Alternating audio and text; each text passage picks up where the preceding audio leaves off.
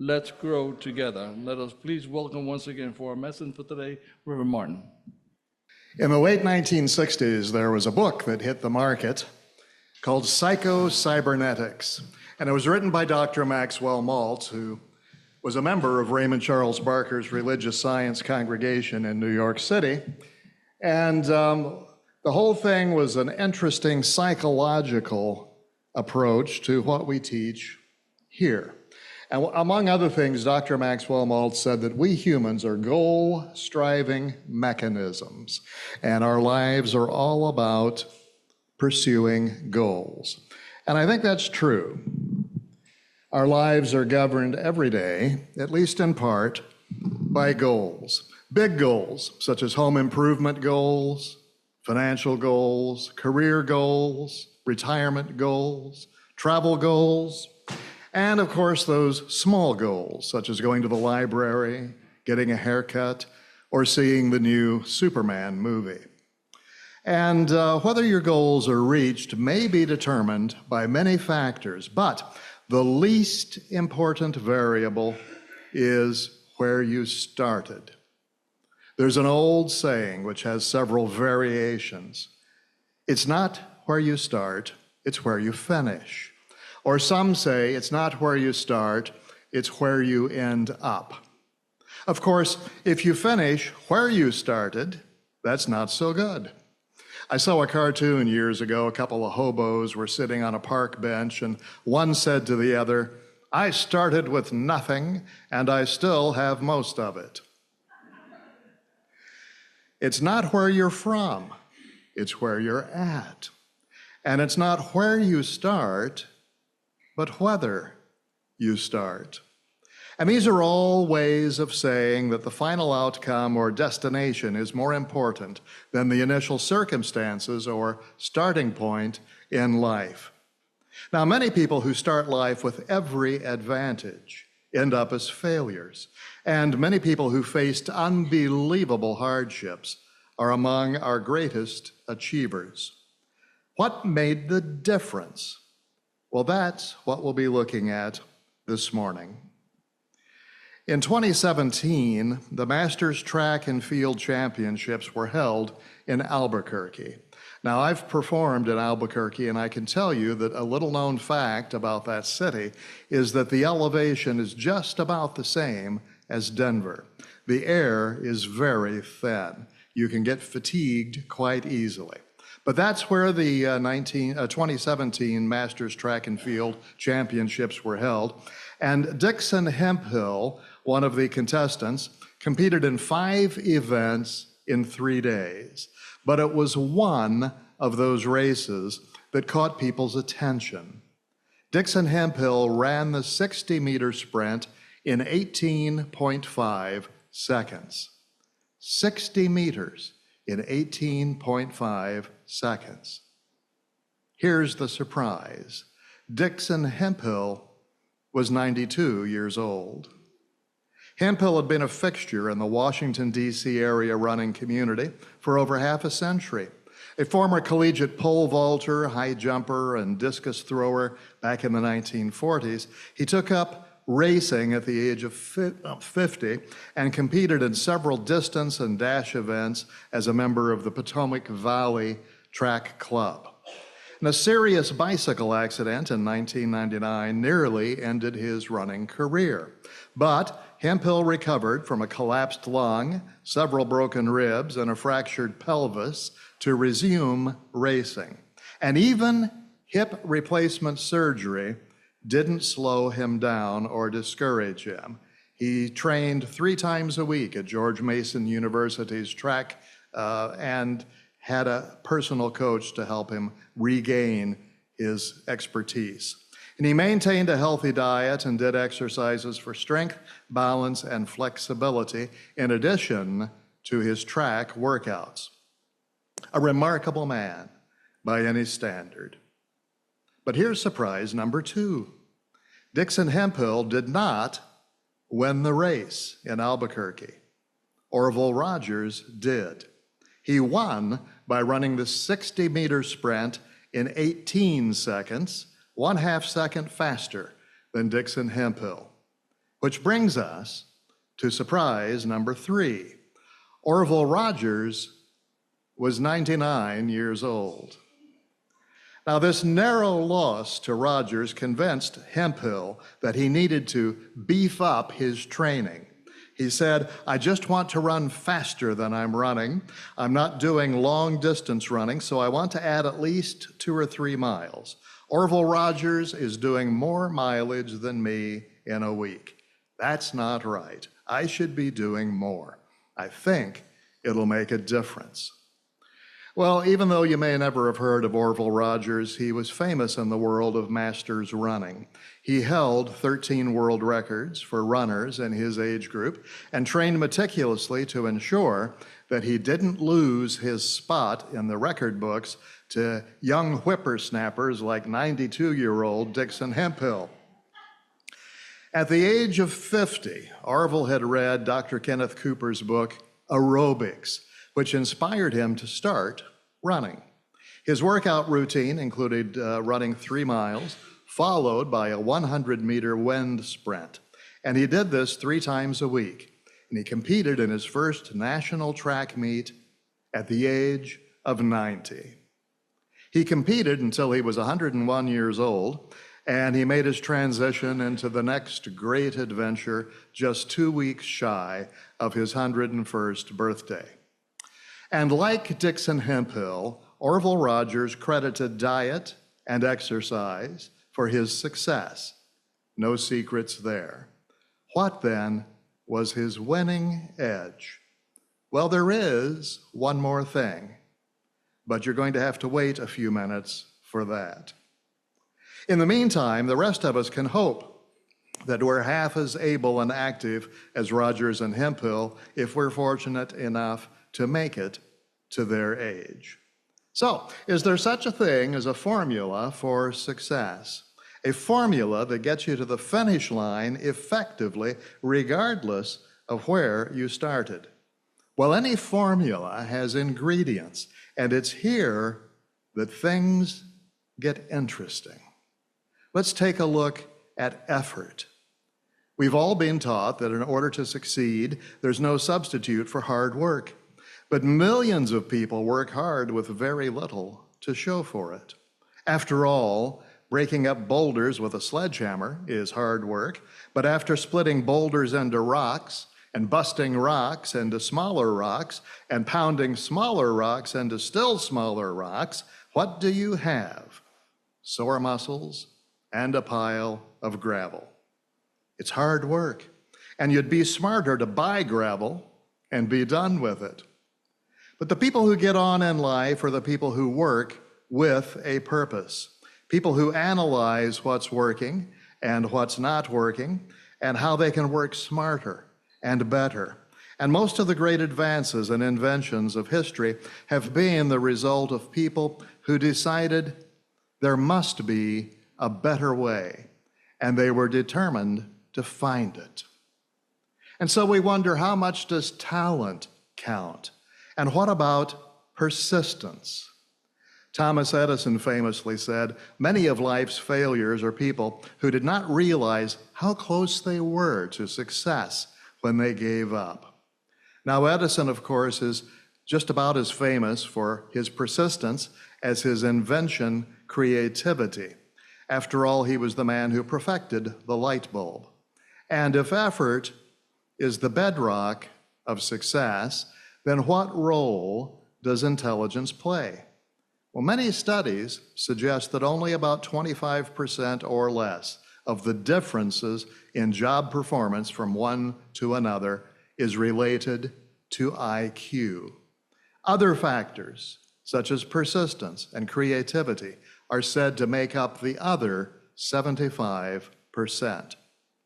Now, if 25% seems surprisingly low, that's partly because the hard work and determination that go into accomplishing something important are overshadowed by those lightning strikes of inspiration, those aha moments that only seem to come to those who've already done the hard work. David Baker, a professor of creative writing, says, No one comes in my window and whispers poems to me. Poets work hard. I may work on a single poem for weeks or months and write 60 or 70 drafts, only to decide that draft number 22 was the good one. Persistence is key, even for a genius. Mozart's diaries contain a famous passage in which the composer wrote that an entire symphony appeared fully intact in his head. But no one ever quotes the next paragraph, where he talks about how he refined that composition for months. Neurobiologists Angela Duckworth teamed up with the psychologist Martin Seligman, who's best known for his groundbreaking work on optimism. And together they began identifying high achievers in various fields, interviewing them and describing the characteristics that distinguished them. And Professor Duckworth says, there were certainly a fair number of people who were brilliant, ambitious, and persevering. But there were also a lot who were not a genius in any way, but they were really tenacious. And so they began referring to this tenacity as grit, the determination to accomplish an ambitious long-term goal, regardless of where they started and despite the inevitable obstacles. Well, what about passion? Ralph Waldo Emerson wrote, enthusiasm is one of the most powerful engines of success. When you do a thing, do it with all your might. Put your whole soul into it. Stamp it with your own personality. Be active, be energetic, be enthusiastic and faithful, and you will accomplish your object. Nothing great was ever achieved without enthusiasm. Well, it's one thing to be enthusiastic about something in the beginning, but as time goes on, it becomes easier and easier to become bored, frustrated, and burned out. And once that happens, it's difficult to continue doing the work needed for success. But as Emerson said, nothing great has ever been achieved without enthusiasm, without passion, without joy. You just don't have the energy to keep things fresh, to keep learning, and to feel good about it. Sometimes it takes work to be enthusiastic about a long-term project, especially a challenging one. But perseverance can by itself generate passion. Often, the most fascinating aspects of a subject or a project are only discovered after a deep dive to a level where you really understand it and are inspired by it. In other words, the more you know about something, the more motivated you'll be to learn and experience still more.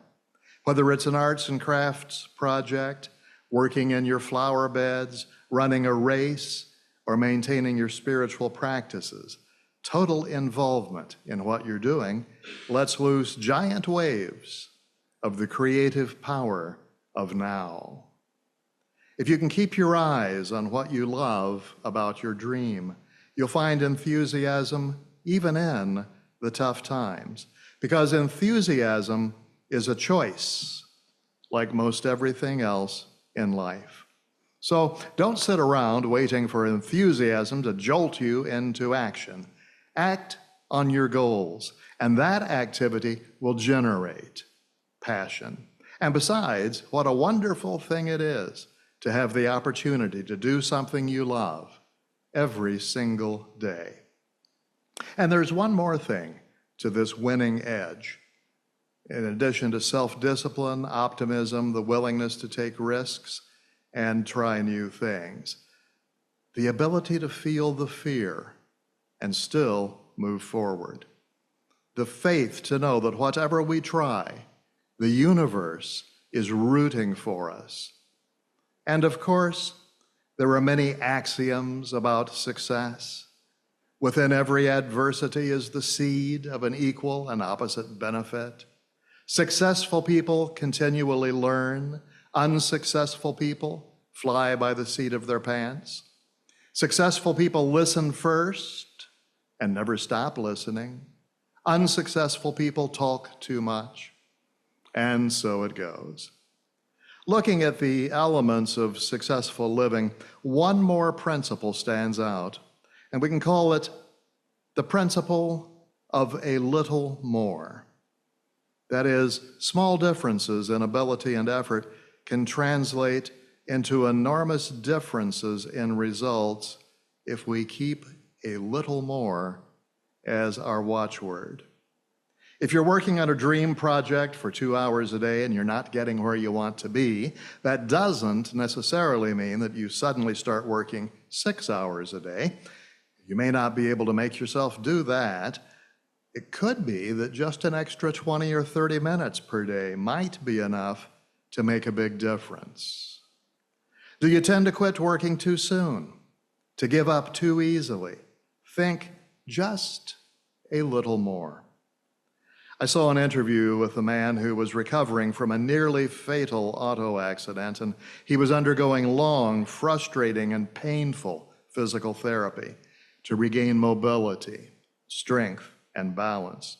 And his therapists all commented on how well he was doing, even though his progress was painfully slow. His secret? No matter how tired, frustrated, or in pain he was, he would tell himself, I can do this for 1 more minute. And at the end of that minute, he could say, okay, I did that. I can go for 1 more minute. He wasn't trying to be Superman. He wasn't trying to heal himself in 1 marathon session. He was just trying to do a little more. And so often in life, what separates failure from success is just a little thing. Think about this for a moment. At 211 degrees Fahrenheit, water is merely hot, but 1 more degree, and it's boiling. Just 1 additional amount of right action can mean success. So remember that the next time you're tempted to give up or give in, just a little more. So, we've looked at some of the things that get us to our goal: hard work, persistence, applied intelligence, and passion. But what if that's not enough? After all, a lot of people have those qualities, or at least they work at them. Remember Orville Rogers? I told you that he credited his victory at age 99 to diet, exercise, and one more thing.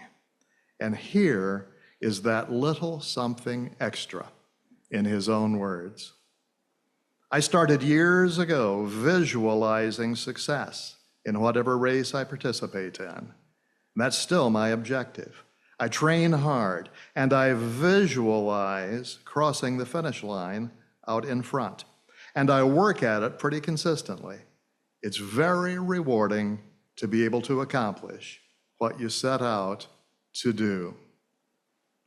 Call it visualization, imagination, or constructive daydreaming. It's perhaps the most powerful success technique in our arsenal.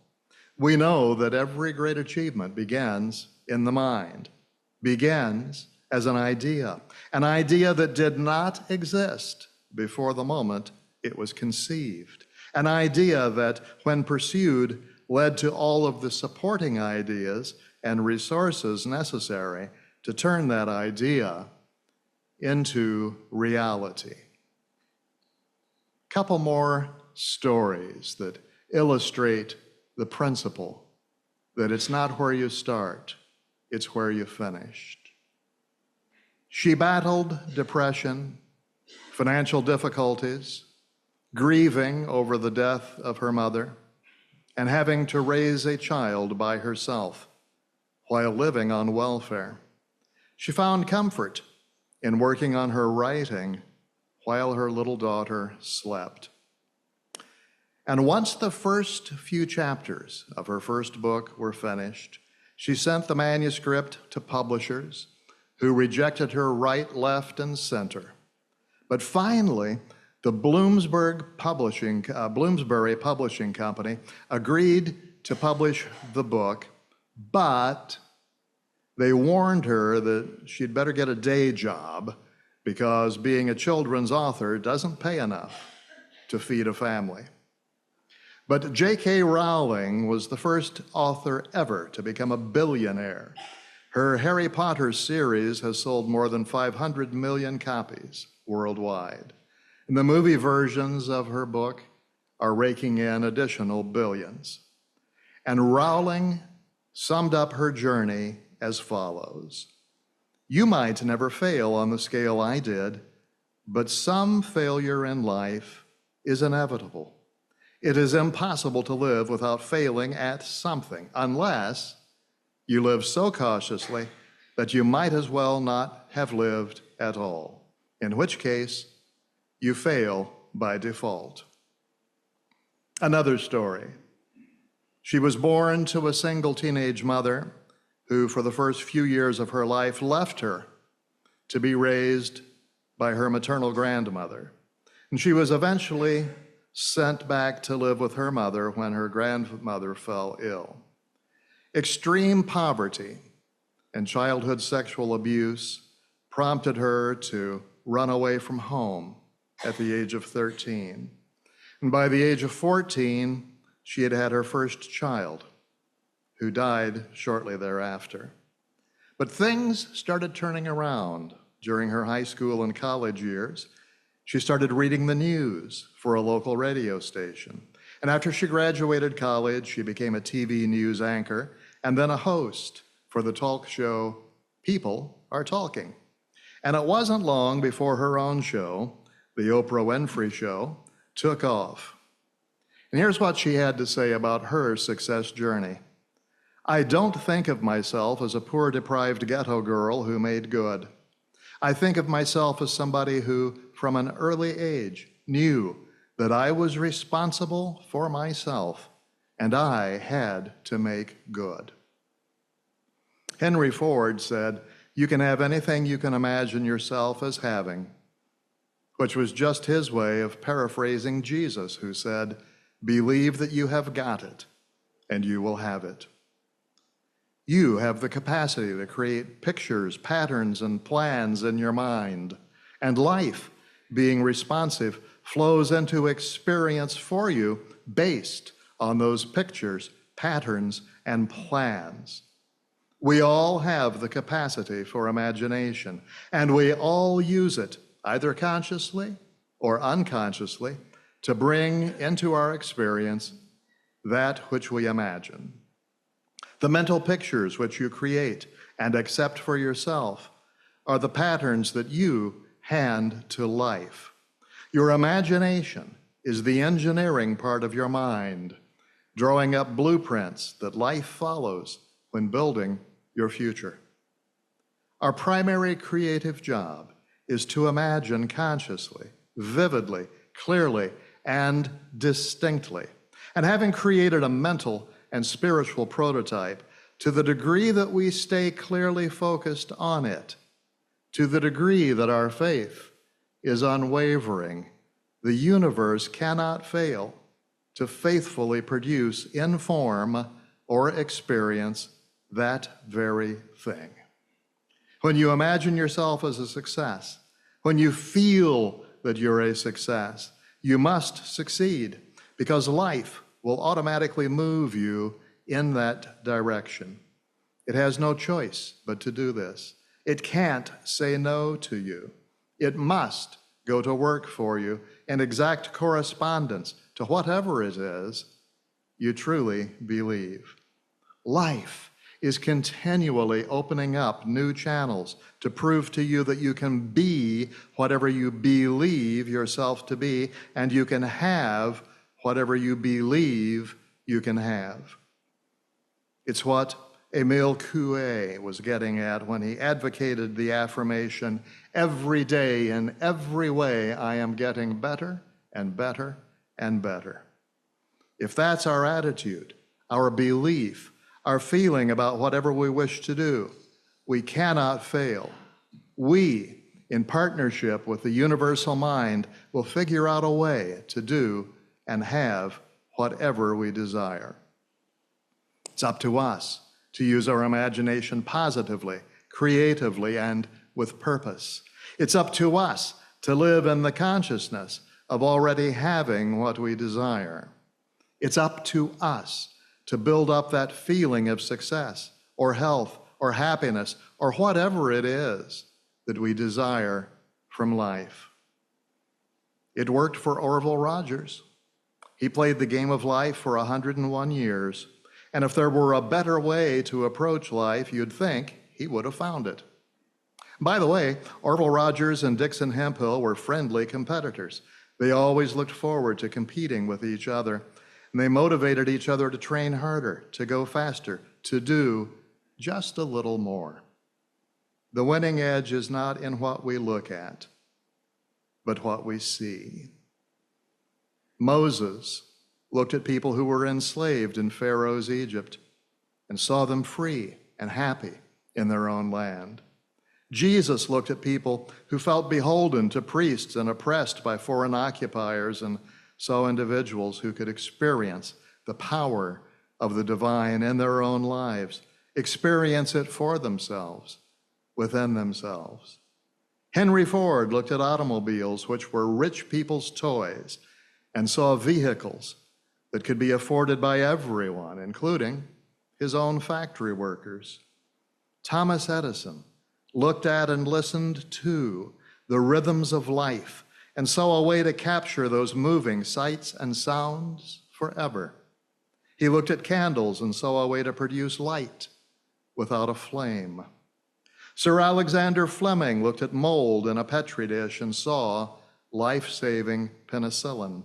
Mother Teresa looked at the poorest of the poor, the filthy, the wretched, and saw children of God who needed love in action.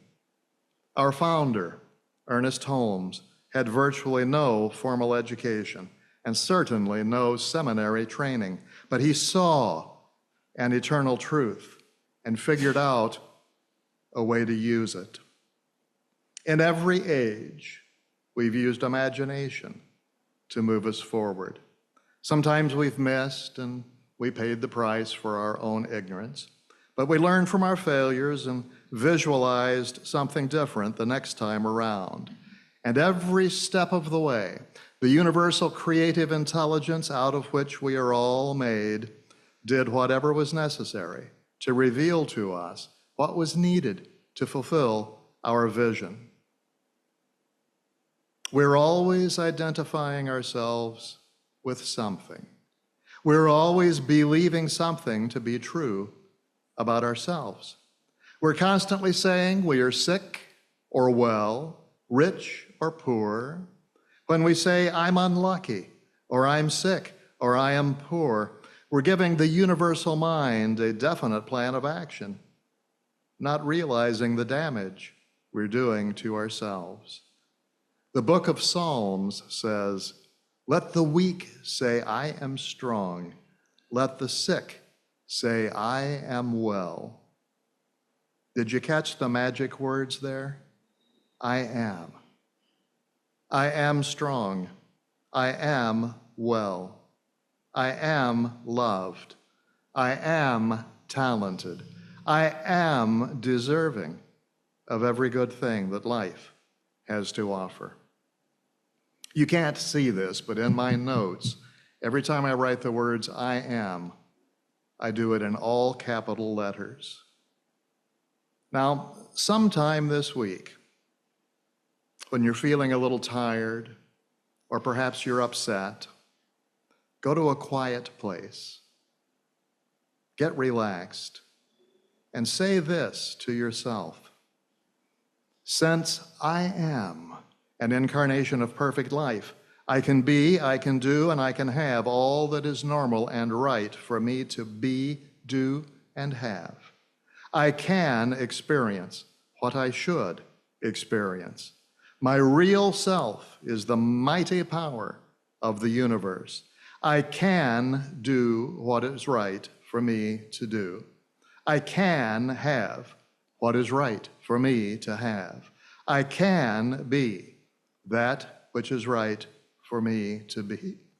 I am, therefore, I can. I can. That's a statement of potential.